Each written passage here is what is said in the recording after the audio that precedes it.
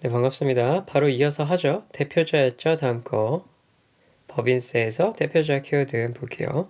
자, 법인세 관해서 납세지 파트인데요. 법인으로 보는 단체의 경우 당해 단체의 사업장 소재지, 자, 주된 소득이 부동산 임대 소득인 단체의 경우에는 그 부동산의 소재지로 하는데 사업장 소재지를 납세지로 하게 됩니다. 단체의 경우에는 단체의 사업장 소재지를 납세지로 한다.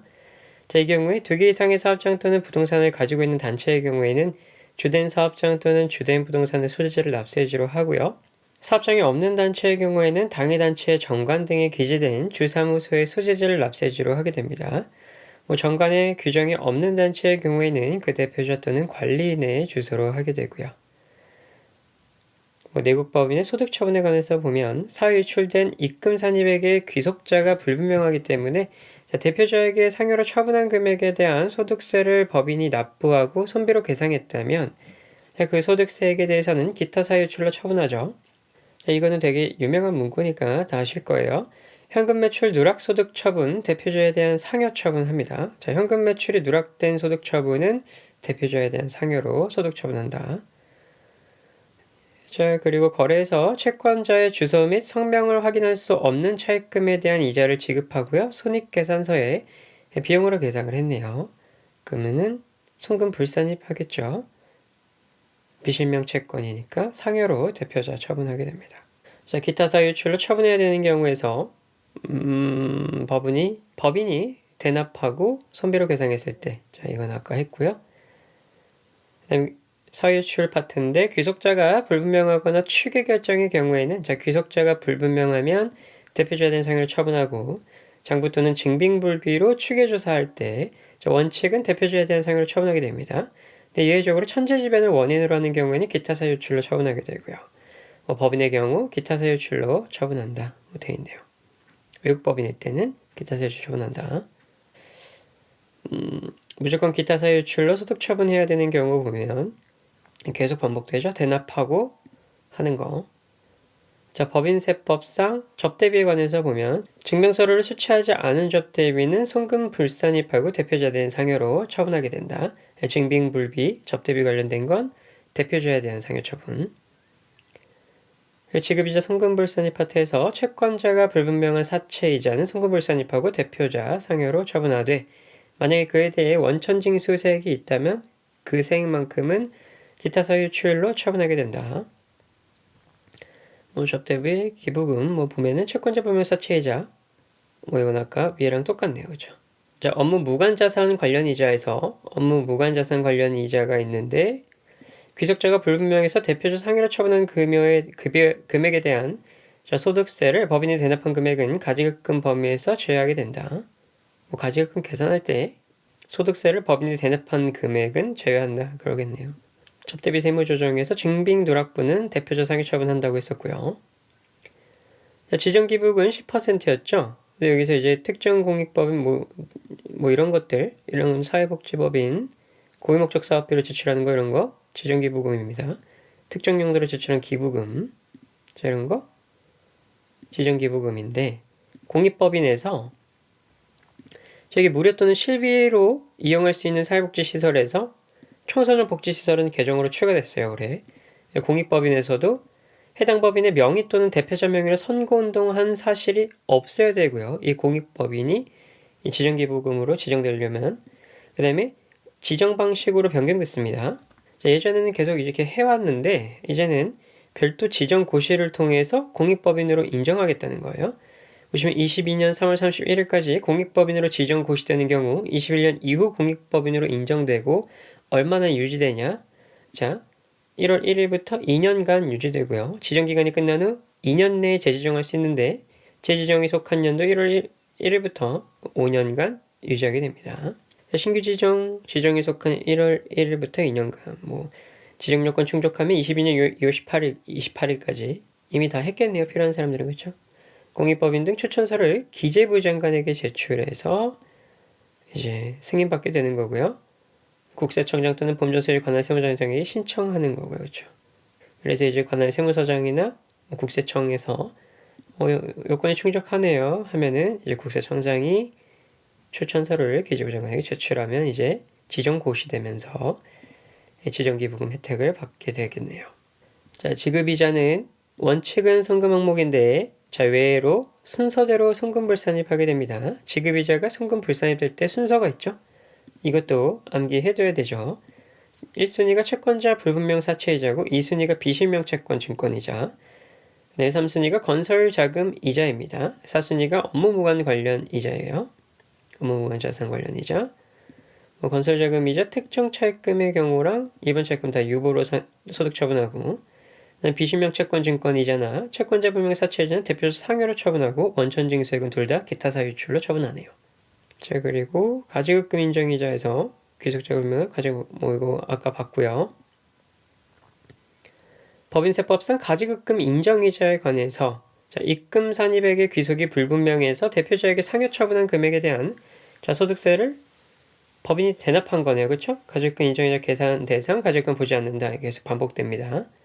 여러분 직원에 대한 월정급여액의 범위 안에서 일시적인 급료의 가불금은 가지급금 인정이자 계산 대상 가지급금으로 보지 않고요.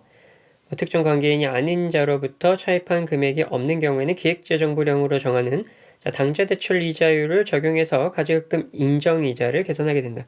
이것도 문제에 많이 나오죠. 당좌대출 이자율을 적용하냐. 그 다음에 또 따로 하나 있었는데 가중평균 차입 이자율. 기억이 안 나네요. 특수관계인이 아닌 자로부터 차입한 금액이 없을 때는 이제 당좌대출 이자율을 적용해서 가지급금 인정이자를 계산하게 되고 과세표준 확정신고와 함께 기획재정부령으로 정하는 바에 따라 당좌대출 이자율을 시가로 선택하는 경우에는 선택한 사업연도와 이후 2개 사업연도는 당좌대출 이자율을 시가로 하게 되네요. 그렇죠? 밑에 내려가 보면 대표전은 지금 끝났어요. 끝나고 이거 잠깐만 볼게요.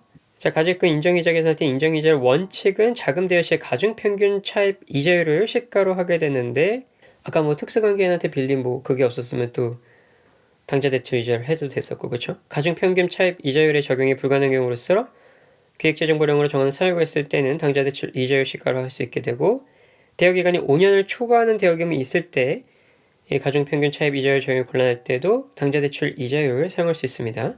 과세표준 확정신고와 함께 아까 당좌대출 이자율 시가로 선택하면 2년 동안, 그렇죠? 당해 적용된 당해 다음 해부터 또 2년, 그러니까 총 3년이죠. 이제 개정된 것도 명확한 게 있는데 총 3개년도 이것도 다시 적용할 때 다시 3년간 의무적용이 명확했다. 개정 추가됐다. 이런 거 있었고요. 넘어갈게요 이제. 다음이 중소기업이네요. 중소기업. 너무 많은데 88개 보자고요. 중복된 건 넘어갈게요. 이거 미완료소득에 대한 법인세 납세금 없는 거 중소기업 해당됐었죠. 이거 봤었죠. 넘어갈게요. 중소기업의 외상매출금으로서 회수기일로부터 2년이 경과한 외상매출금에 대한 대손금은 결산조정사항이다. 대손금, 신고조정사항, 결산조정사항 다 구분할 수 있죠. 근데 이제 중소기업의 외상매출금으로서 이제 2년이 경과한 외상매출금에 대한 대손금은 결산조정사항이고요. 손익의 귀속사업연도에 관해서 보면 중소기업 파트가 있는데 중소기업이 아닌 기업의 건설, 제조, 기타 용역은 작업 진행률에 의해서 계산된 금액을 해당 사업연도의 입금과 송금으로 하게 되고요. 중소기업이 아닌 기업의 건설, 제조, 기타 용역은 진행률에 의해서 이제 귀속 시기를 판단한다. 중소기업이 수행하는 계약기간 1년 미만인 단기 용역 매출의 경우에는 한 번에 일시에 수익으로 인식할 수 있다는 거고 중소기업인 법인은 장기할부 조건에 따른 결산상 수익 인식 방법에 관계없이 회수하였거나 회수할 금액을 해당 사업연도 입금으로 산입할 수 있다. 라고 되어 있네요. 그렇죠? 중소기업인 법인은 장기할부 조건에 따른 결산 수익 인식 방법에 관계없이 가능하다. 근데 중소기업이 아니면은 이제 진행률로 이제 인식해야 된다. 자, 이렇게 문제로 나온 것들은 다 넘어갈게요. 이런 거 한번 볼까요? 장기할부 거래는 법인세법상 인도 기준으로 인식해야 되나 중소기업은 결산에 반영하지 않더라도 신고조정에 의한 회수기일 도래 기준 적용이 가능하다. 신고조정에 의해서 회수기일 도래 기준으로 적용 가능하다. 중소기업에 수행하는 단기 영역 제공의 경우에는 인도 기준 이거 아까 봤죠? 자, 천재지변 또는 화재 등으로 인해 파손, 멸실 발생하거나 확정된 유형자산은 사업연도 종료의 현재 시가로 장부가액을 감행할 수 있는데 중소기업만 가능합니까? 그렇지 않습니다. 법인이면 가능해요. 천재지변 또는 화재 등으로 인해서 이 유형자산은 종료일 현재 시가로 장부금액을 감액할 수 있게 됩니다. 자, 보면 계속 나오네요. 장기 할부 판매에 대한 특례. 중소기업일 때는 회수 기준을 적용한다. 자, 법인세법에서 인도기준 명목가치로 하고 기업회계는 인도기준 현재 가치인데 중소기업에 한해서 회수기준 적용하고 있고, 아까 봤었죠? 결산 반영하지 않아도 신고 조정위원 회수기일 도래 기준 적용이 가능하다. 자, 유효결산금은 조세특례제한법상 중소기업이기 때문에 기준소득금 100% 한도로 한다. 그렇죠? 중소기업은 100% 한도고, 내국법인이 채무자의 부도 발생일 이전부터 보유하고 있는 채권 중 채무자의 재산에 대한 저당권 없이 채무자의 부도 발생일로부터 6개월 이상 지나 회수할 수 없는 중소기업의 외상매출금은 1,000원을 뺀 금액을 해당 사유가 발생하여 송금으로 계상한 날에 송금에 산입하게 된다. 자, 부도 발생일이 발생했으면 6개월이 지난 날에 이제 계상할 수 있죠. 계상한 날에 결산 조정 사항이니까. 자, 그렇게 됐을 때 이제 외상매출금은 얼마를 뺀다? 이 비만가에 1,000원을 남겨둬야 된다. 이런 거 중요합니다. 부도 발생이 6개월 이상 지나서 회수할 수 없게 된 중소기업의 외상매출금은 대송금 결산 조정 사항에 해당하는데 다 하는 게 아니라 1,000원 비만가액을 남겨둬야 된다. 접대비 중소기업 나오는데 접대비 중소기업 한도 3,600만 원이죠. 넘어가서 이렇게 사례 나오는 건 넘어갈게요. 각사서의 60% 한도로 요율결산을 공제받는 법인은 기준소득금액의 60%를 한도로 요율결산을 차감하나? 이건 아까 봤었고요. 중소기업의 근로자에게 임원 및 지배주주는 제외하고 중소기업의 근로자에게 주택구입 그리고 전세자금을 대여한 경우에만 업무무관 가지급금으로 보지 않는답니다. 따라서 임원에게 대여한 주택자금은 적정이자 수령 여부와 관계없이 업무무관 가지급금에 해당하게 되어 따라서 업무무관 가지급금에 대한 지급이자를 계산해서 송금 불산입해야겠네요. 자, 송금 파트에서 인건비, 유형자산의 수선비, 감가상각비, 자산의 임차료, 차입금이자 대송금, 세금과 공과금, 동학기업 등등등, 나액 등 이런 거 다 송금 항목에 포함된답니다. 여기 핵심 인력 성과 보상기금 납입액, 중소기업의 이 납입액은 송금으로 인정해 주나 보네요. 이런 건 알 필요 없죠. 넘어가고요. 자, 여기 업무 무관 자산 등에 대한 지급이자에서 자, 보면요. 자, 지급이자는 원칙적으로는 송금 항목입니다. 그쵸? 맞죠? 이자를 지급했으니까. 근데 예외적으로 불산입하는 게 있으면 이렇게 순서대로 한다고 아까 했었고요. 그 다음에 건설자금 이자도 불산입하죠. 왜? 자본화 시켜야 되니까. 이건 나중에 볼게요.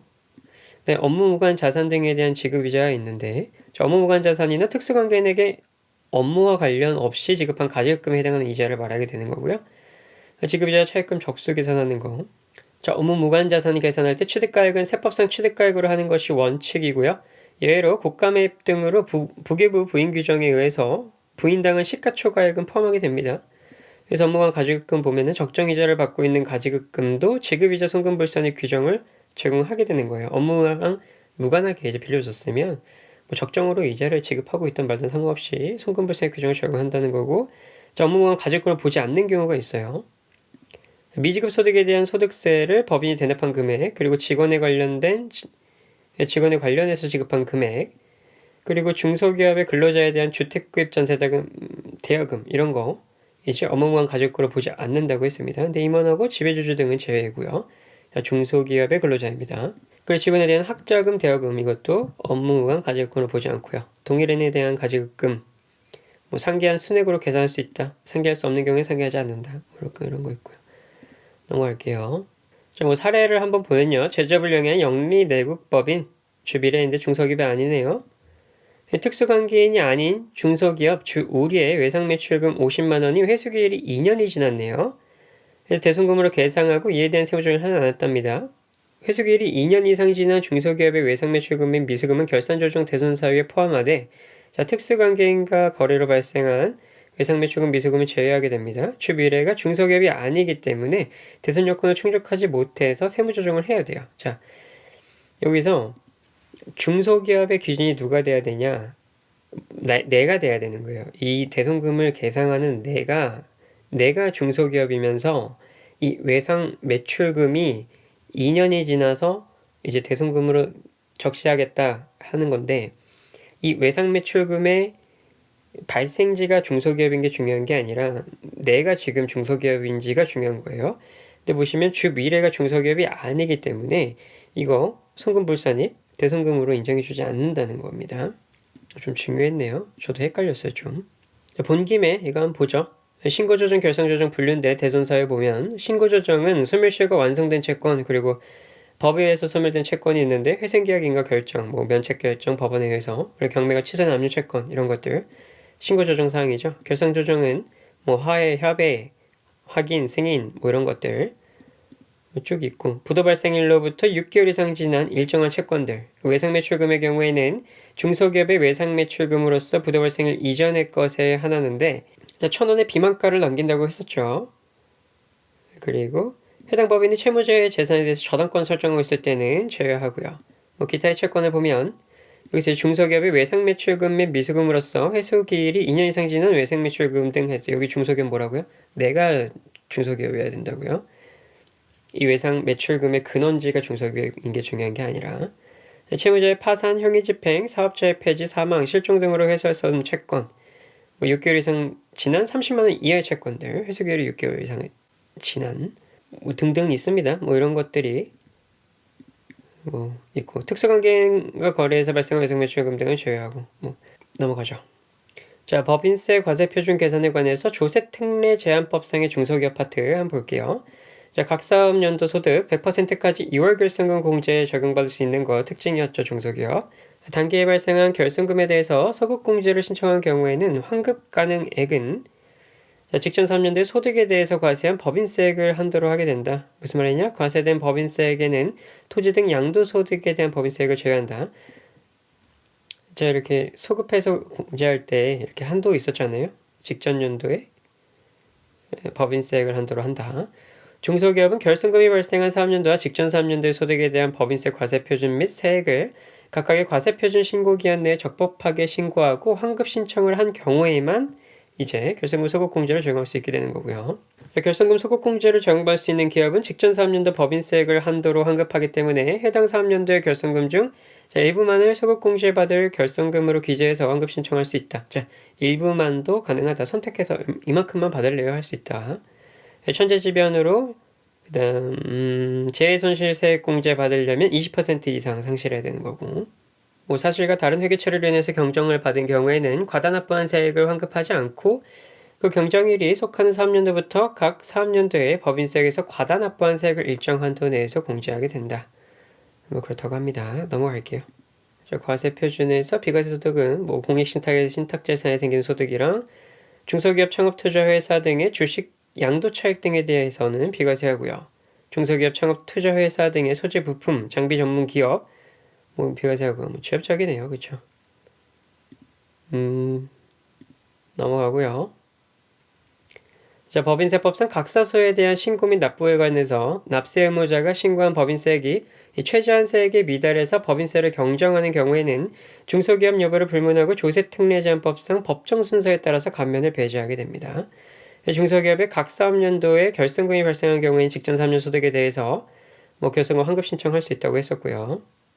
최저한 세액을 보면 뭐 일반 법인은 뭐 이렇게 있다고 하고 최초로 중소기업에 해당하지 않게 된 경우는 3년에 8%뭐 그런데 중소기업은 7%고 뭐 그렇답니다. 최저한 세율 중소기업은 7%뭐 여기까지 말고 넘어가죠.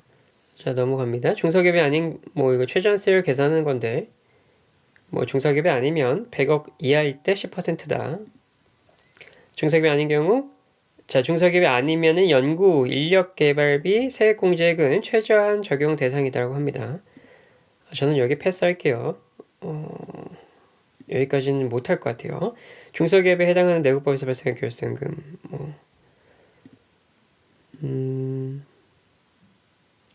이 개정 신설된 건데 이거 일단 패스하겠습니다.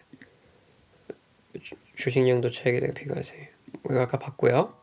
자, 기업의 미완료 소득에 대한 법인세 뭐 패스하자고 되어 있는데 적용 대상은 미완료 그거 중소기업은 대상이 아니에요. 미완료 법인세 소득에 대한 법인세 납세 의무가 없습니다. 자, 여기까지 중소기업 봤습니다. 그럼 특수관계인 봐야 되네요. 아, 이것도 많을 것 같아요. 그쵸? 특수관계인. 110개. 멈췄다 갈게요. 멈췄다 가죠. 멈췄다 가겠습니다. 수고하셨습니다.